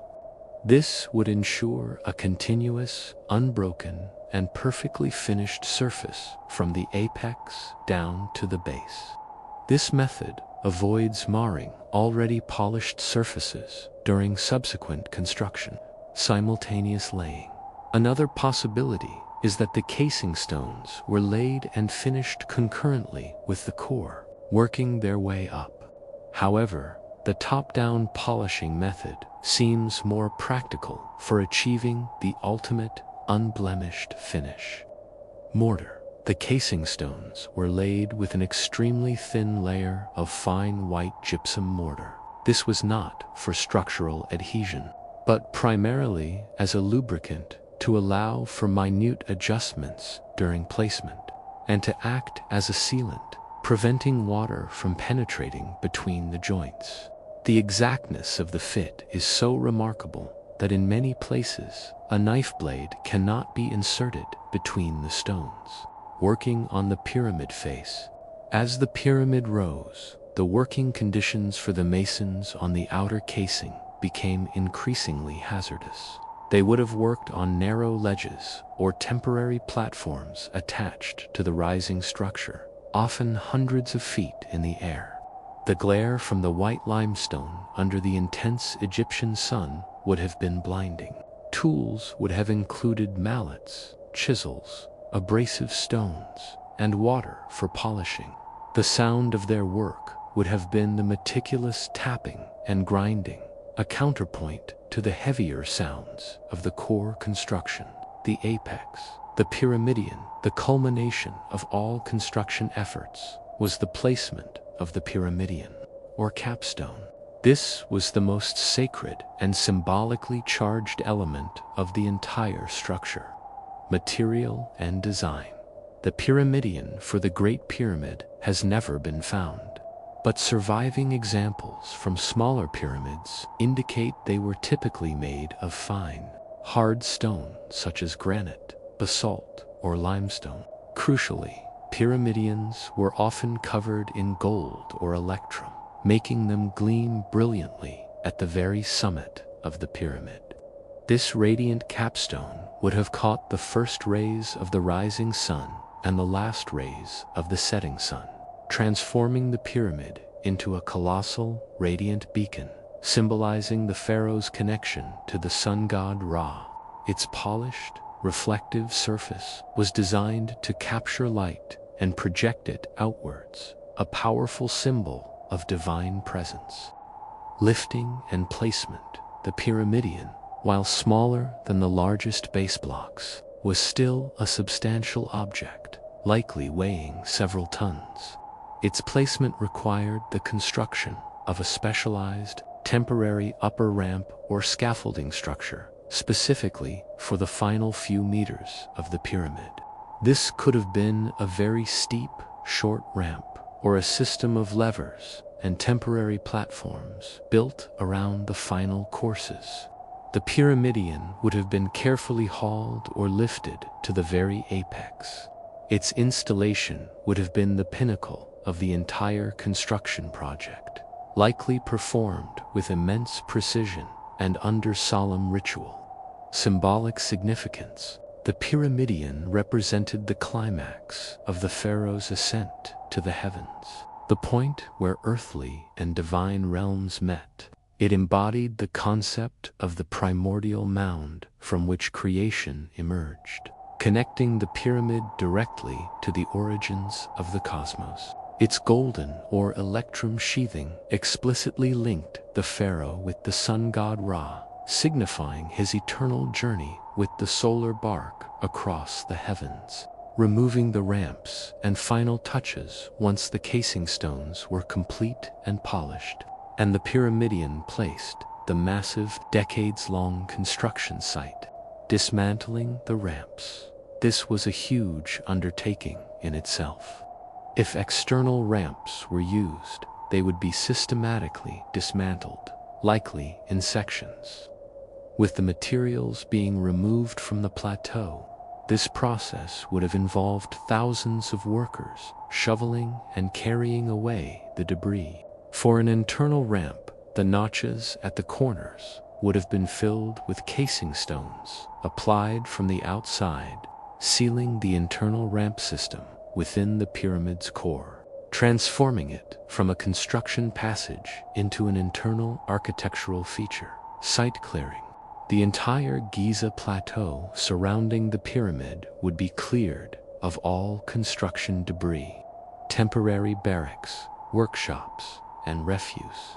The aim was to restore the sacred landscape, preparing it for its eternal role as a mortuary complex. Final polish. If the casing stones were not polished top down, this would be the final, laborious stage, where teams of masons would polish the entire external surface of the pyramid to a gleaming finish, using sand and water. The pyramid would have radiated light, visible for miles. Consecration and inauguration. From construction to cult, the moment the pyramid was complete, a profound transformation occurred. It ceased to be a mere construction site and became a consecrated, eternal dwelling for the deceased pharaoh, a vibrant cult center. The inauguration ceremony. The completion of the pyramid would be met with grand inauguration ceremonies of national significance. This would involve the reigning pharaoh, high priests, court officials, and likely representatives from across Egypt. Processions would move from the valley, temple up the causeway, to the mortuary temple at the pyramid's base. Rituals of dedication. Elaborate rituals would be performed, consecrating the pyramid and the entire complex to the gods, especially to Ra and Osiris, and dedicating it to the eternal spirit of Pharaoh Khufu. These would involve offerings and sacrifices, animal sacrifices, burning of incense, and offerings of food and precious goods to the deities and the Ka of Khufu. The air would be thick with the scent of burning fat, myrrh, and cedar. Recitation of texts. Priests would recite ancient religious texts, hymns, and prayers, invoking divine protection and ensuring the pyramid's function as a gateway to the afterlife. Anointing and purification. The pyramid and its temples might be ritually anointed with sacred oils and purified with water, transforming them into truly sacred spaces. feasting, and celebration, while not explicitly documented for the Great Pyramid. Grand state projects often culminated in periods of feasting and celebration, distributing food and beer to the workers and the populace, a final act of reward and communal participation in the sacred event, the pharaoh's burial. At some point after the pyramid's completion, or possibly during its final stages, the pharaoh's body, meticulously mummified and placed within its sarcophagus, would be transferred into the king's chamber, sealing the burial chamber. Once the burial was complete, the complex system of portcullis, stones and stone plugs would be lowered or inserted, sealing the king's chamber and its passages intended to be impenetrable barriers against grave robbers. The entrance to the pyramid itself would be sealed with massive, hidden blocks designed to blend seamlessly with the casing. The ziggurat's enduring function, eternity in stone with its completion and consecration. The Great Pyramid of Giza began its eternal function as the centerpiece of a vast mortuary complex, the mortuary cult. Daily rituals and offerings would be performed in the mortuary temple by priests dedicated to the cult of the deceased pharaoh.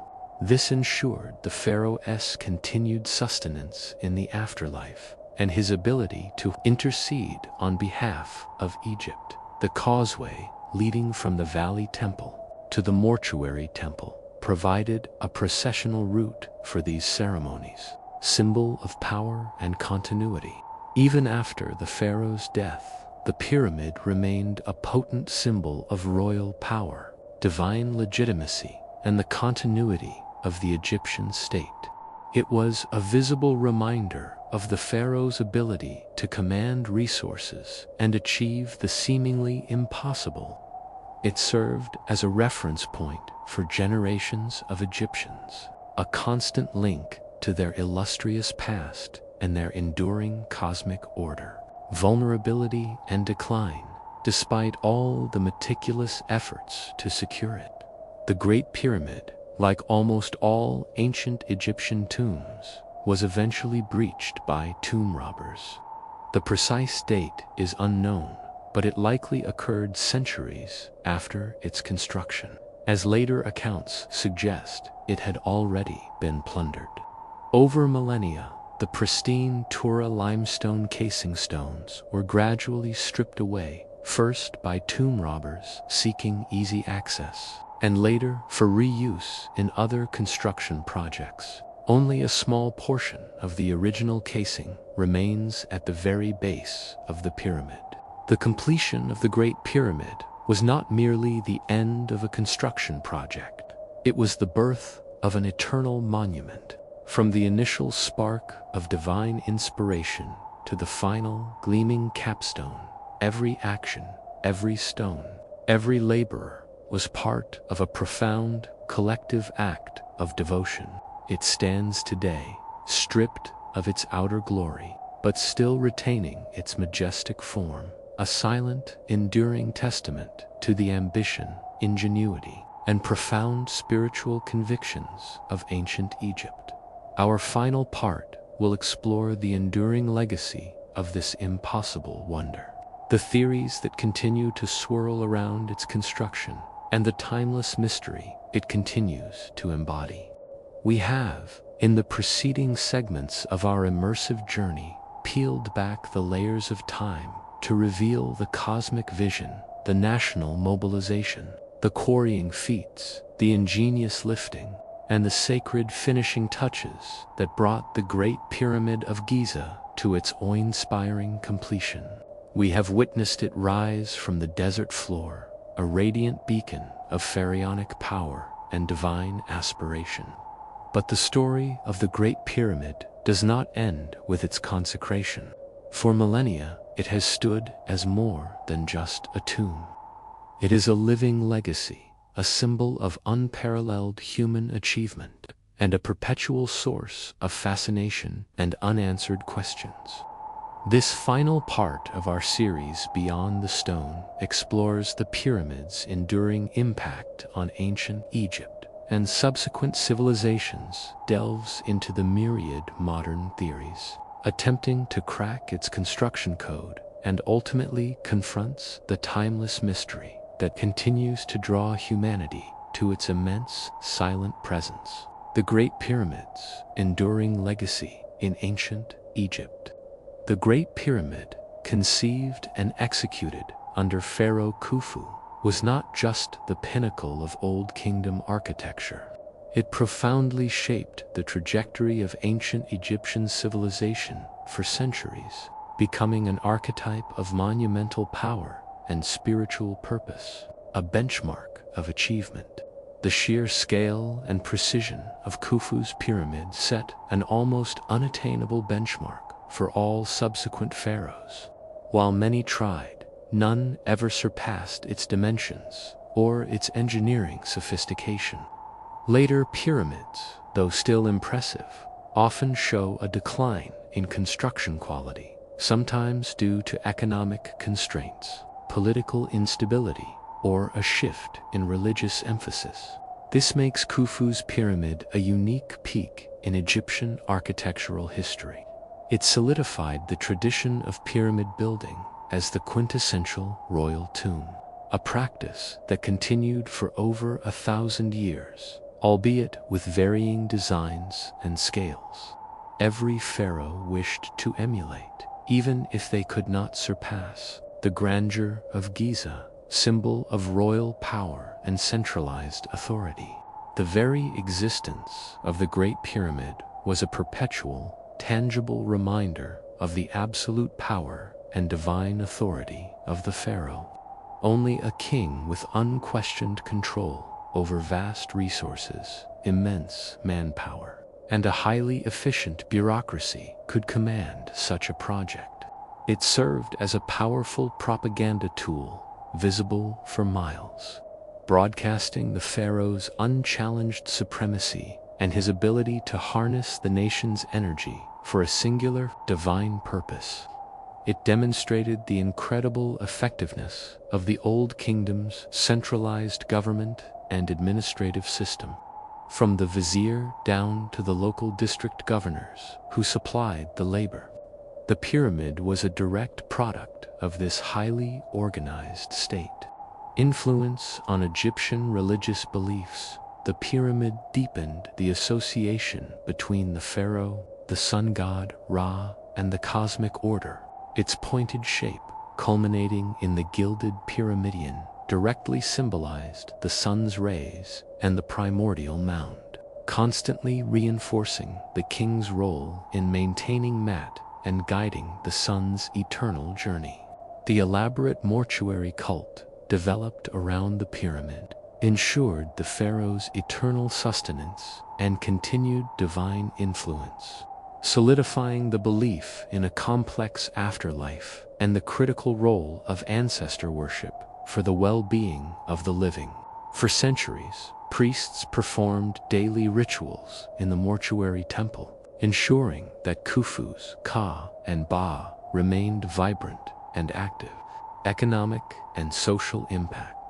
The construction of the Great Pyramid had a profound and lasting economic impact. It spurred the development of specialized industries, improved administrative efficiency, and necessitated the creation of vast agricultural networks to sustain the workforce.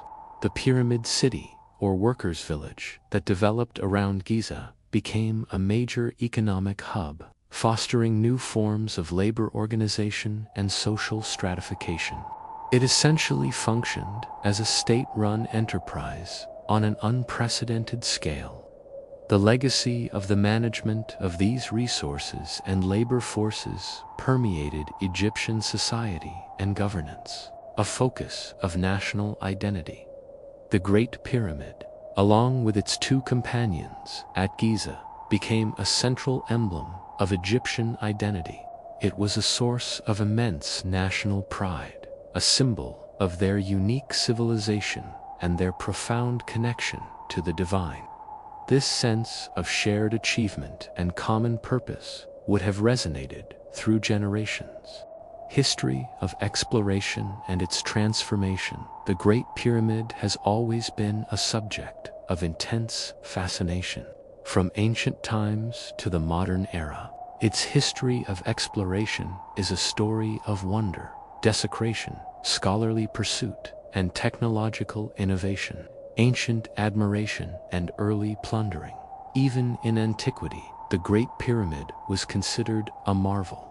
Greek and Roman travelers, including Herodotus, visited and recorded their impressions, often mixing fact with local legends. It was one of the original 7 wonders of the ancient world. Tragically, despite all the elaborate security measures, the pyramid was likely plundered of its internal treasures, and even Khufu's mummy, centuries before modern exploration. The precise date is unknown, but evidence suggests systematic looting occurred long before the Arabs' conquest of Egypt.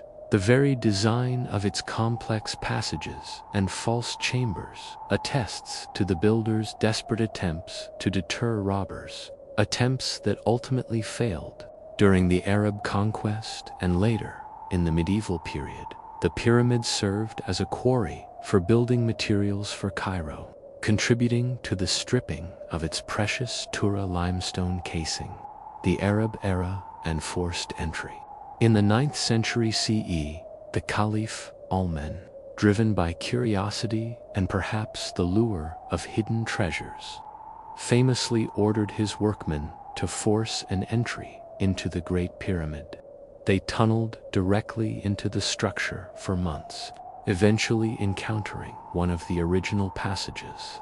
It is believed that they found the chambers empty, confirming earlier plundering. Al-Mamun's tunnel, known as the Robbers' Tunnel, is still the main access point for visitors today. European exploration and Napoleonic survey.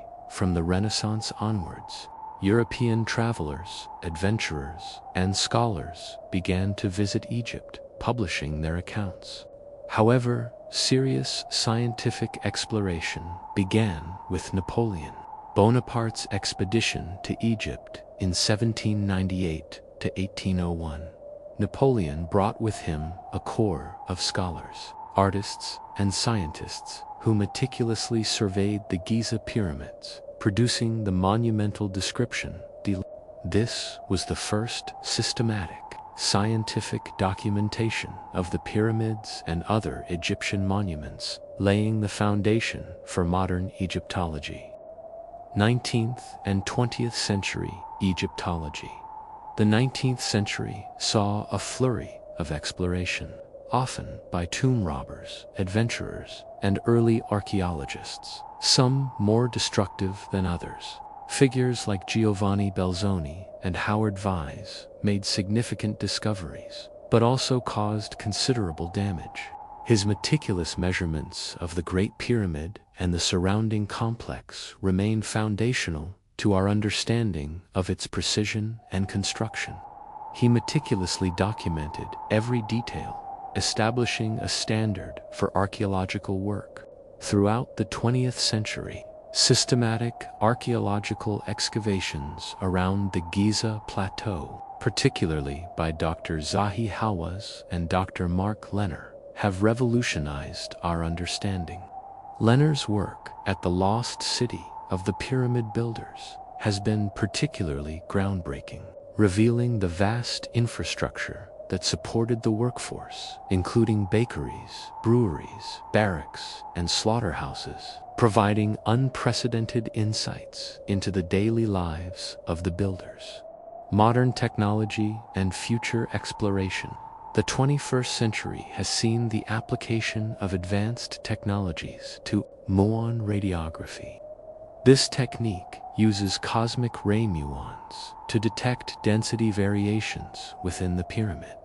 In 2017, the Scan Pyramids project announced the discovery of a large, previously unknown void above the Grand Gallery, dubbed the Big Void. Ground-penetrating radar and thermal imaging. These technologies are used to detect anomalies beneath the surface or within the structure, aiding in identifying potential hidden features or construction methods. These non-invasive methods represent the future of pyramid exploration, cracking the code, major modern theories of construction despite millennia of study. No single, universally accepted theory explains every detail of the Great Pyramid's construction. The sheer scale and precision continue to fuel debate, leading to a fascinating array of hypotheses. The conventional theories, as discussed in Part 4, these remain the most widely accepted scientific explanations. They posit that the vast majority of the blocks were moved into place using various forms of ramps. Strength, supported by archaeological evidence of ramps at other pyramid sites. Egyptian reliefs depicting sledges on ramps, and the simplicity of the underlying mechanics. Weakness, struggle to explain the sheer logistics of building and dismantling such massive ramps, especially for the top sections, and the precision of the casing stones. Jean-Pierre Houdin's internal ramp theory, core idea, proposed by a French architect. This theory suggests that the pyramid's lower third was built using a traditional external ramp, but the upper 2/3 were constructed using a gently sloping internal spiraling scorum ramp built within the pyramid's core itself. Corner notches would allow turns. Strength addresses the problem of ramp length, allows for continuous external casing work from top down, and provides a plausible method for lifting blocks to extreme heights. The big void detected by muon radiography could potentially be part of such a system. Weakness, lack of direct archaeological proof. The precise mechanism for turning the blocks at the corners inside a relatively confined space is still debated. Water levering hydraulic theories, core idea. These theories propose that the Egyptians might have used the power of water, possibly in a system of locks or floating mechanisms, to lift massive blocks. Some suggest that internal shafts or chambers could have been flooded to float blocks to higher levels. Strength offers a way to move heavy blocks with less direct manual labor. Weakness lacks archaeological evidence within the Great Pyramid or in other Egyptian construction for such complex hydraulic systems on this scale. The sheer volume of water required and the engineering challenges of containing and moving it would be immense. Extraterrestrial lost civilization theories, core idea. These popular but scientifically unsupported theories attribute the pyramid's construction to highly advanced, non-human intelligences or a mythical lost civilization with superior technology. Strength appeals to a sense of mystery and explains seemingly impossible feats without crediting ancient human ingenuity. Weakness lacks any shred of archaeological, historical, or scientific evidence, relies on misinterpretations of ancient texts, and ignores the vast body of evidence demonstrating the incremental development of Egyptian engineering capabilities over centuries. These theories often inadvertently diminish the remarkable intelligence and hard work of the ancient Egyptians themselves. Stone casting, geopalomor theories, core idea, proposed by Joseph Davidovits. This theory suggests that the pyramid blocks, especially the core blocks, were not cut stone but rather a form of geopalomor, concrete cast in situ, using a mixture of soft limestone, lime, water, and other natural binders. Strength could explain the precision of the blocks, the speed of construction, and the lack of vast numbers of highly skilled stonecutters. Weakness Most geological analysis of pyramid blocks identifies them as natural limestone. While some ancient mortars or repair materials may have been used, casting millions of tons of high-quality concrete with the technology of the time poses its own immense, unproven challenges. The sheer logistics of moving and mixing millions of tons of ingredients to produce this concrete are as challenging as moving cut stone. The enduring consensus, the overwhelming majority of archaeologists, Egyptologists, and engineers support variations of the ramp theory, often combined with levers and the strategic use of water. They emphasize that the Egyptians had centuries of accumulated knowledge, immense organizational capacity, and a massive, dedicated workforce. The mystery often lies not in a secret alien technology, but in our underestimation of ancient human ingenuity and perseverance. The Great Pyramid's enduring mystery and its power today, despite rigorous archaeological excavation, scientific analysis, and theoretical modeling, the Great Pyramid of Giza continues to hold a profound mystery. It is a mystery not of if it was built, but precisely how every single step was executed. The allure of the unknown, the pyramid's colossal scale, its astonishing precision, and its sheer age imbue it with an almost mythical quality. It forces us to confront the limits of our own understanding and inspires endless speculation. It challenges our assumptions about primitive societies and reveals the sophisticated empirical knowledge that existed thousands of years ago. It represents a civilization's ability to unite under a singular vision, to overcome immense obstacles through collective will, ingenious problem-solving, and relentless labor. It is a testament to perseverance, patience, and the ability to work across generations towards a goal that transcends individual lifetimes. A window into a lost world.